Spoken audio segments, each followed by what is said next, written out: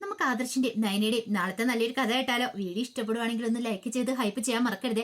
അതോടൊപ്പം തന്നെ ആദ്യമായി കാണുന്നവരാണെങ്കിൽ സബ്സ്ക്രൈബ് ചെയ്യാനും മറക്കരുത് കേട്ടോ. പിന്നെ ഒരു കാര്യം പറഞ്ഞോട്ടെ, ഇന്ന് മുതൽ വേദയുടെയും വിക്രത്തിന്റെയും വിശേഷങ്ങൾ ഞാൻ ഡെയിലി സ്റ്റോറി എന്ന എന്റെ ചാനലിനകത്ത് അപ്ലോഡ് ചെയ്യാൻ തുടങ്ങിയിട്ടുണ്ട് കേട്ടോ. അപ്പൊ അത് സ്ഥിരമായിട്ട് മുമ്പ് കണ്ടുകൊണ്ടിരുന്ന ആൾക്കാരൊക്കെ ഉണ്ട്. അപ്പൊ അത് കയറി കാണാൻ ശ്രമിക്കണേ.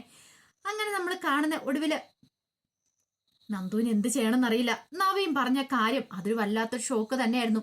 അപ്പൊ നവീനേണ്ട മനസ്സിൽ താനായിരുന്നു ഇത്രയും കാലം. എന്നിട്ട് നവീനേട്ടൻ അത് ഒളിപ്പിച്ചു വെച്ചു. അതിനേക്കാളുപരി അവളെ സങ്കടത്തിലാക്കിയ മറ്റൊരു കാര്യം, അനിക്ക് ഈ കാര്യങ്ങൾ അറിയായിരുന്നു. അനിയോട് നവീനേട്ടൻ പറഞ്ഞിട്ടുണ്ടായിരുന്നു. ഒരുപക്ഷെ അതുകൊണ്ടാണോ താന് നവീനേട്ടനോട് സംസാരിക്കുമ്പോൾ അനിക്ക് വല്ലാത്തൊരു ബുദ്ധിമുട്ട്. അനി ഇടയ്ക്കിടയ്ക്ക് ചോദ്യം ചെയ്തേ. അപ്പൊ താൻ അവനെ കളിയാക്കുകയും ചെയ്തു. നിനക്കെന്താടാ എന്നെ സംശയമാണോ എന്നൊക്കെ ചോദിച്ചിട്ട്. ദൈവമേ, എന്ത് ചെയ്യണമെന്നറിയില്ല. ഒടുവില് നവീൻ പറഞ്ഞു, എങ്കിൽ ശരി നന്ദു, ഞാനൊരു പോസിറ്റീവായിട്ടൊരു മറുപടിയാ നന്ദുവിന്റെ ഭാഗത്തുനിന്ന് പ്രതീക്ഷിക്കുന്നേ. അങ്ങനെയൊക്കെ പറഞ്ഞിട്ടാണ് നവീൻ പോകുന്നത്. നവീൻ പോയി കഴിഞ്ഞപ്പോൾ നന്ദു ആകെപ്പടരുന്ന് ആലോചിക്കുവാണ്. ദൈവമേ, ഈ ആലോചന വീട്ടിലറിഞ്ഞു കഴിഞ്ഞിട്ടുണ്ടെങ്കിൽ ഉറപ്പായിട്ടും അച്ഛനും അമ്മയൊക്കെ തുള്ളിച്ചാടും. അവർക്ക് ഭയങ്കര സന്തോഷമായിരിക്കും. കാരണം അവരുടെ മകൾക്ക് കിട്ടാൻ പോകുന്ന നല്ലൊരു ബന്ധം തന്നെയല്ലേ. പോരാത്തേന് നവീനേട്ടനെ പോലെ ഒരു വക്കീല്, കുടുംബ പശ്ചാത്തലം എന്ന് പറഞ്ഞാൽ നല്ലതാണ് താനും. ഒട്ടും മോശമല്ല. അനന്തപുരി കുടുംബം പോലൊരു നല്ലൊരു കുടുംബം തന്നെയാണ്. പക്ഷേ എങ്കില് തനിക്ക് ഇഷ്ടമില്ല എന്നുള്ള കാര്യം അത് നവീനേട്ടൻ അറിയില്ലല്ലോ. നവീൻ എന്ത് ചെയ്തു? നേരെ വെച്ച് പിടിക്കുന്ന നന്ദുവിന്റെ വീട്ടിലേക്കാ. നന്ദുവിനോട് കാര്യങ്ങളൊക്കെ പറഞ്ഞു. ഇനിയിപ്പൊ അടുത്ത സ്റ്റെപ്പ് എന്ന് പറഞ്ഞാൽ നന്ദുവിന്റെ വീട്ടിൽ കാര്യം അവതരിപ്പിക്കുക എന്നുള്ളതാണ്. അങ്ങനെ നവീൻ അങ്ങോട്ട് ചെന്ന് കഴിഞ്ഞപ്പോഴത്തേനും കനയും ഗോവിന്ദനും കൂടെ സംസാരിച്ചിരിക്കുമായിരുന്നു. നവീനെ കണ്ടു കഴിഞ്ഞപ്പം പറഞ്ഞു, ആഹാ മോനെ ബാ വന്നിരിക്കാനൊക്കെ പറഞ്ഞു. അപ്പോൾ വല്ലാത്തൊരു ടെൻഷൻ ഉണ്ടായിരുന്നു അവരുടെ മുഖത്ത്. കാരണം അനിയുടെ വിവാഹം മുടങ്ങിയല്ലോ. അപ്പം അന്ന് നവീനെ വിളിച്ചിട്ടുണ്ടായിരുന്നു. അപ്പം ആ ഒരു ടെൻഷൻ അവരുടെ മുഖത്തുണ്ടായിരുന്നു. ഈ സമയത്ത് കനകോർജ് മോന് ചായയാണോ കാപ്പിയാണോ വേണ്ടതെന്നൊക്കെ ചോദിച്ചു. ഒന്നും വേണ്ട ആൻറ്റി, ഞാൻ ഇതിലൂടെ പോയപ്പോൾ ഇവിടെ ഒന്ന് കയറിയെന്നുള്ളൂ. പിന്നെ നിങ്ങളോട് എനിക്ക് കുറച്ച് കാര്യങ്ങളൊക്കെ സംസാരിക്കാനുണ്ടെന്ന് പറഞ്ഞു. എന്താ മോനെ, മോന്റെ കല്യാണം വല്ലതാണോ? കല്യാണം വിളിക്കാൻ വന്നാണോന്ന് ചോദിച്ചു. അതൊന്നും അല്ല, പക്ഷേ എങ്കില് കല്യാണക്കാര്യത്തെ കുറിച്ച് സംസാരിക്കാൻ വേണ്ടി വന്നാ. അല്ല, മോന്റെ മനസ്സിൽ ഏതോ ഒരു പെൺകുട്ടി ഉണ്ടായിരുന്നു. അപ്പം അതിനെക്കുറിച്ചൊക്കെ നേരത്തെ പറഞ്ഞിട്ടുണ്ടായിരുന്നല്ലോ. ആരെന്താന്ന് ചോദിച്ചിട്ടൊന്നും പറഞ്ഞിട്ടില്ല. നന്ദുവിനോട് ഞങ്ങൾ ചോദിച്ചു. അപ്പം നന്ദു പറഞ്ഞു നന്ദുവിനും അറിയില്ലെന്നാ പറഞ്ഞേ.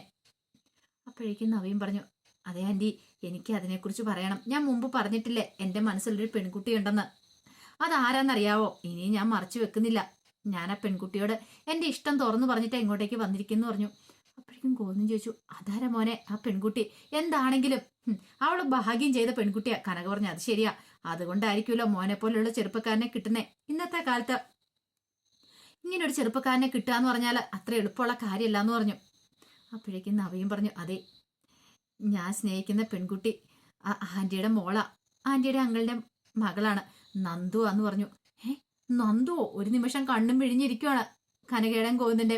അവർക്ക് വിശ്വസിക്കാൻ പോലും പറ്റിയില്ല. കാരണം ഇതിനു മുമ്പ് നന്ദുവിന് ആലോചനയൊക്കെ വരുന്ന സമയത്ത് കനക ഗോവിന്ദനോട് പറഞ്ഞ, ഗോവിന്ദേട്ട, നവീനെ നമുക്ക് മരുമകനായിട്ട് കിട്ടിയിരുന്നെങ്കിൽ, നമ്മുടെ നന്ദുവിനെ ഭർത്താവായിട്ട് കിട്ടുവാണെങ്കിൽ എന്ത് രസമായിരുന്നില്ലേ. കാരണം അവർ രണ്ടുപേരും നല്ല ചേരുന്ന ജോഡികളൊക്കെയാണ്. പക്ഷേ എങ്കിൽ അതിങ്ങനെ സംഭവിക്കും നവീൻ ഇങ്ങോട്ടേക്ക് വന്ന് ആലോചിക്കുന്ന ഓർത്തില്ല. നവീന്റെ മനസ്സിൽ വേറൊരു പെൺകുട്ടിയാണെന്ന് അറിഞ്ഞു കഴിഞ്ഞപ്പോൾ അവരവരുടെ മനസ്സിലെ സ്വപ്നങ്ങളൊക്കെ കുഴിച്ചു മൂടിയതാ. പക്ഷെ വീണ്ടും ആണ്ടേ അത് തേടിയവളെ കാലി ചുറ്റിയെന്ന് പറഞ്ഞ പോലെ വീണ്ടും ആ ആലോചന വന്നിരിക്കുന്നു. അപ്പോഴേക്കും ഗോവിന്ദൻ ചോദിച്ചു, സത്യമാണോ മോനെ നീ പറയണെന്ന് ചോദിച്ചു. അതെ സത്യം അങ്കിളെ ഞാൻ പറയണേ. നന്ദുവിനെ ഞാൻ പോയി കണ്ട് നന്ദുവിനോട് ഈ കാര്യങ്ങൾ സംസാരിച്ചിട്ടുണ്ട്. അപ്പോഴേക്കും കനക ചോദിച്ചു, അവളെന്ത് പറഞ്ഞു? ഒന്നും പറഞ്ഞിട്ടൊന്നുമില്ല. എന്താണെങ്കിലും പോസിറ്റീവായിട്ടുള്ള ഒരു മറുപടിയാണ് ഞാൻ നന്ദുവിന്റെ ഭാഗത്തുനിന്ന് പ്രതീക്ഷിക്കുന്നത്. പിന്നെ അങ്കിളിന്റെ ആരോടും കൂടെ സംസാരിച്ചിട്ട് എൻ്റെ വീട്ടിൽ സംസാരിക്കാന്ന് കരുതി. നിങ്ങൾക്ക് താല്പര്യമുണ്ടെങ്കിൽ മാത്രമല്ലേ മോനെ, നീ ധൈര്യമായിട്ട് വീട്ടിൽ പറഞ്ഞു. അല്ല, മോന്റെ അമ്മയ്ക്ക് ഇഷ്ടപ്പെടുവോ? മോന്റെ അമ്മയ്ക്ക് തൻ്റെടികളായ പെൺകുട്ടിയെ പിന്നെ ജോലിക്കാരായ പെൺകുട്ടികളൊന്നും വേണ്ടെന്നല്ലേ പറഞ്ഞേ? അതൊക്കെ മുമ്പായിരുന്നു. പക്ഷെ ഇപ്പോഴങ്ങനെയല്ല. അമ്മയുടെ മനസ്സ് കുറെ മാറിയിട്ടുണ്ട്. പിന്നെ അധികം വൈകാതെ അച്ഛൻ വരും. അച്ഛൻ വന്നു കഴിഞ്ഞാൽ എൻ്റെ കല്യാണം നടത്തിയിട്ട് പോകാനായിട്ടാണ് വരുന്നത്. ഇനിയിപ്പം എൻ്റെ മനസ്സിലുള്ള പെൺകുട്ടി അല്ലാതെ വേറെ ആരെയും വിവാഹം കഴിക്കില്ല എന്ന് ഞാൻ പറഞ്ഞിട്ടുമുണ്ട്. അതുകൊണ്ട് ആ കാര്യത്തിൽ ഒരു ടെൻഷൻ വേണ്ടാന്ന് പറഞ്ഞു. കനകയ്ക്കാണെങ്കിൽ എന്ത് ചെയ്യണമെന്ന് അറിയണ്ടായിരുന്നില്ല. പിന്നീട് നവീനോട് പറഞ്ഞു, മോൻ ധൈര്യമായിട്ട് സംസാരിച്ചോ, എന്താണെങ്കിലും ഈ ബന്ധം ഞങ്ങൾ നടത്തിത്തരും, ഞങ്ങൾക്ക് പൂർണ്ണ സമ്മതമാണെന്ന് പറഞ്ഞു. ഞങ്ങളുടെ ഭാഗ്യ മോനെ പോലെയുള്ള ഒരാള് ഞങ്ങളുടെ മകളുടെ ഭർത്താവായിട്ട് വരാൻ പോകുന്നതെന്ന് പറഞ്ഞു. നവീൻ ഭയങ്കര സന്തോഷത്തോടു കൂടിയിട്ട് അവിടെ നിന്ന് ഇറങ്ങണേ. നവീൻ ഇറങ്ങിയപടി തന്നെ കനക ഗോവിന്ദനോട് പറഞ്ഞു, ഗോവിന്ദേട്ട എനിക്ക് വിശ്വസിക്കാൻ പറ്റുന്നില്ല എന്ന് പറഞ്ഞു. ഗോവിന്ദൻ പറഞ്ഞു, അത് ശരിയാ, നമ്മുടെ നന്ദുവിന് കിട്ടാൻ പോകുന്ന ഏറ്റവും നല്ല ബന്ധുവല്ലേ. അതെ, ഇപ്പൊ തന്നെ നയനമോളെ വിളിച്ചു പറയാം. അവൾക്ക് സന്തോഷമാവും ഇത് അറിഞ്ഞു കഴിയുമ്പോ. എല്ലാരും കാത്തിരുന്നല്ലായിരുന്നോ നബീമോന്റെ കല്യാണം. അവന്റെ മനസ്സുള്ള പെൺകുട്ടി ആരാന്ന് ചോദിച്ചിട്ട് ഇത്രയും നാളായിട്ട് അവൻ പറഞ്ഞതും ഇല്ലല്ലോ. അപ്പോഴേക്കും ഗോവിന്ദൻ പറഞ്ഞു, പിന്നെ കനക എനിക്കൊരു കാര്യത്തിൽ ഭയമുണ്ടെന്ന് പറഞ്ഞു. അതെന്താ? അല്ല, ഇനിയിപ്പം നന്ദു ഈ വിവാഹത്തിന് സമ്മതിക്കുവോ? അവളെ സമ്മതമല്ലെന്നെങ്ങാനും പറയുമോ? അതെ, ഈ വിവാഹത്തിന് അവൾക്ക് സമ്മതിക്കാതിരിക്കാൻ പറ്റില്ല. കാരണം അവൾക്ക് ഒന്നും പറയാൻ പറ്റില്ല. എന്തുകൊണ്ടും നല്ലൊരു ആലോചനയാണ്. അവൾക്ക് അറിയാവുന്ന ചെറുപ്പക്കാരനും അവൾക്ക് എതിരൊന്നും പറയാൻ പറ്റില്ല ഗോവിന്ദേട്ട. അവൾ ഇത്തവണ പെട്ടത് തന്നെയാന്ന് പറഞ്ഞു. അങ്ങനെ കനക നയനെ വിളിച്ചിട്ട് നവീൻ വന്നതും നന്ദുവിന് ഇഷ്ടമാണെന്ന് പറഞ്ഞതും അവന്റെ മനസ്സിലുണ്ടായിരുന്ന പെണ്ണ് നന്ദുവായിരുന്നൊക്കെ പറയാണ്. സത്യമാണ് അമ്മയെ പറയണെന്ന് ചോദിച്ചു. അതെ മോളെ, എത്രയും പെട്ടെന്ന് കല്യാണം നടത്തണമെന്നാ നവീൻ പറയണേ. അത് കേട്ടതും നയന് പറഞ്ഞു, ഞാൻ ആദർശനോട് സംസാരിക്കാം, ആദർശന് സന്തോഷമായിരിക്കും ഇതറിഞ്ഞു കഴിയുമ്പോഴെന്ന് പറഞ്ഞു. അങ്ങനെ ആദർശ് കമ്പനിയിൽ നിന്ന് വന്നു കഴിഞ്ഞപ്പോഴത്തേന് നയന ഈ കാര്യം പറയാണ്. ഇത് കേട്ടതെന്ന് ആദർശ് പറഞ്ഞു, ഓഹോ, അപ്പൊ അവൻ ഇങ്ങനെ ഒരു ആഗ്രഹം മനസ്സിൽ വെച്ചോണ്ടാ ഇരുന്നില്ലേ?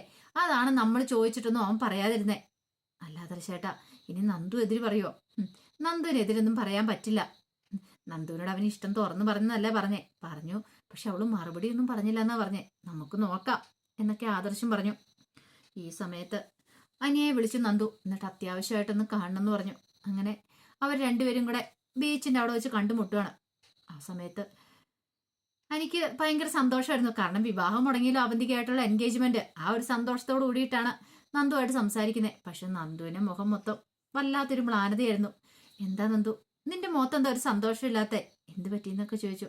അതെ, ഞാൻ ആകപ്പാടെ ഭ്രാന്തി പിടിച്ചിരിക്കുക. എന്തിന്? നിനക്ക് എന്ത് പറ്റി? കല്യാണം മുടങ്ങിയല്ലോ എന്റെ. എടാ, അതൊന്നും അല്ല കാര്യം. പിന്നെയോ, ഇപ്പൊ അതിനേക്കാളും വലിയൊരു കുരിശ് വന്നിരിക്കുക. അതെന്താടി കാര്യം?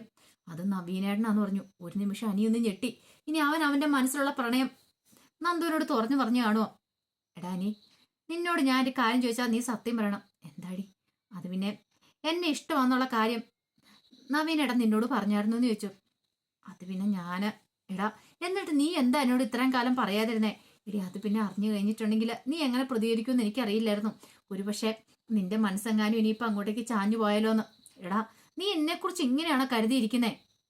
അങ്ങനെ എന്തേലും ചാഞ്ഞു പോകാനായിരുന്നെങ്കിൽ പണ്ടേ ഞാൻ വിവാഹം കഴിച്ച് പോയില്ലായിരുന്നോടാ. അപ്പോഴേക്കും അനു പറഞ്ഞു, എനിക്ക് ഭയങ്കര വിഷമമുണ്ടായിരുന്നു. അവന് നിന്നെ ഇഷ്ടമാണെന്ന് അവൻ എന്നോട് പറഞ്ഞിട്ടുണ്ടായിരുന്നു. പക്ഷേങ്കിൽ എനിക്ക് നിന്നെ ഇഷ്ടമാന്നുള്ള കാര്യം എനിക്ക് അവനോട് പറയാൻ പറ്റിയില്ല എന്ന് പറഞ്ഞു. എടാ, ഇനിയിപ്പോൾ എന്ത് ചെയ്യും? എടി, നീ ഒരു കാര്യം ചെയ്യുക, വീട്ടിൽ പറ, നിനക്ക് ഈ ബന്ധത്തിന് താല്പര്യമില്ലെന്ന് പറ. എടാ, അങ്ങനെ പറഞ്ഞിട്ടുണ്ട് വീട്ടുകാർ സമ്മതിക്കുമെന്ന് തോന്നുന്നുണ്ടോ? അവർ ഉറപ്പായിട്ടും ഈ ബന്ധം നടത്താനായിട്ട് ശ്രമിക്കുള്ളൂ. കാരണം നവീനേണ്ണ ഒരു കുറ്റവും കുറവും കാണുന്നില്ല. ഞാൻ നവീനേണ്ണ മേലെ എന്ത് കുറ്റം ആരോപിക്കും? നവീനേണ്ണ നല്ല സ്വഭാവം, കുടുംബവും നല്ലത്, വിദ്യാഭ്യാസം എല്ലാം ഉണ്ട്. എനിക്ക് ചേരുന്ന ഒരു ബന്ധമാണ് താനും. പിന്നെ പോരാത്തതിന് നവീനേണ്ണ എന്നെ അത്രയ്ക്ക് ഇഷ്ടമാണ്. പിന്നെ നവീനേണ്ണ എനിക്കൊരു കുറ്റം പറയാൻ പറ്റില്ല. എന്ത് കാരണം കൊണ്ട് നവീനേണ്ണ ഞാൻ വേണ്ടെന്ന് പറയും? അപ്പോഴേക്കും അനി പറഞ്ഞു, എടി, അത് പറയാതിരുന്നിട്ട് കാര്യമില്ല. അല്ലേ പിന്നെ എന്ത് ചെയ്യും? ഈ ബന്ധമായിട്ട് മുന്നോട്ട് പോകേണ്ട വരില്ലേ? എടാ, അതൊന്നും നീ പറയരുത്. അങ്ങനത്തെ ഒരു കാര്യത്തെക്കുറിച്ച് ചിന്തിക്കുക പോലും എനിക്ക് പറ്റുന്നില്ല. കാരണം ഞാൻ ഒരാളെ മാത്രമേ ഇന്ന് വരെ മനസ്സിൽ കൊണ്ടുവന്നിട്ടുള്ളൂ. അതിന് എൻ്റെ മരണം വരെ അങ്ങനെയായിരിക്കും. അതുകൊണ്ട് എനിക്കൊരു വിവാഹ ജീവിതം ഉണ്ടാകത്തില്ലായിരിക്കും ഇനി ചിലപ്പോൾ ഭാവിയിൽ. നിന്റെ കാര്യം അറിയാലോ. നിന്നെ എനിക്ക് കിട്ടിയില്ലെങ്കിൽ ശരി, വേറൊരു ചെറുപ്പക്കാരൻ്റെ മുന്നിലേക്ക് തല നീട്ടി കൊടുക്കാനായിട്ട് എന്നെ കൊണ്ട് പറ്റില്ല. പക്ഷെ നവീനേണ്ട കാര്യമായതുകൊണ്ട് വീട്ടിൽ എല്ലാവരും ഫോഴ്സ് ചെയ്തിട്ടുണ്ടെങ്കിൽ എനിക്ക് എന്ത് മറുപടി പറയണമെന്ന് അറിയില്ല. അനി പറഞ്ഞു, നീ എന്തേലും ഒരു മാർഗം കണ്ടുപിടിക്കുക. എന്ത് മാർഗം? നീ എനിക്കൊരു സൊല്യൂഷൻ പറഞ്ഞാട്ട്. നേരത്തെ എന്തേലും നീ ഇതിനെക്കുറിച്ചൊരു ക്ലൂ തരുമായിരുന്നെങ്കിൽ ഞാൻ നവീനോടിനോട് പറയായിരുന്നു എൻ്റെ മനസ്സ് നിറയെ നീയാന്നുള്ള കാര്യം. ഇതിപ്പോൾ ഒന്നും മേലാത്ത സിറ്റുവേഷനിൽ സാഹചര്യങ്ങൾ കൊണ്ടെത്തിച്ചിരിക്കുക. നവീനേണ്ണ ഇടയ്ക്ക് എന്നോട് ചോദിക്കുകയും ചെയ്താ, അനിയുമായിട്ട് എങ്ങനെയാ? ഞാനന്ന് പറഞ്ഞു ഫ്രണ്ട്ഷിപ്പ് മാത്രം ഉള്ളെന്നാ പറഞ്ഞേ. ഇനി എങ്ങനെ അത് മാറ്റി പറയണേ? നന്ദു ആകെപ്പാടെ ടെൻഷനായിപ്പോയി. എനിക്കും അറിയില്ലായിരുന്നു എങ്ങനെ ഇതിൻ്റെ സൊല്യൂഷൻ കണ്ടെത്തുമെന്നുള്ളത്. അപ്പോൾ അതിൻ്റെ കഥകളൊക്കെയാണ് കാണാൻ പോകുന്നത്. ആ വിശേഷങ്ങൾക്കായി നമുക്ക് എല്ലാവർക്കും കാത്തിരിക്കാം കേട്ടോ. ഒരിക്കൽ കൂടി എല്ലാവർക്കും ശുഭരാത്രി നേർന്നുകൊണ്ട് നിർത്തുന്നു. നന്ദി.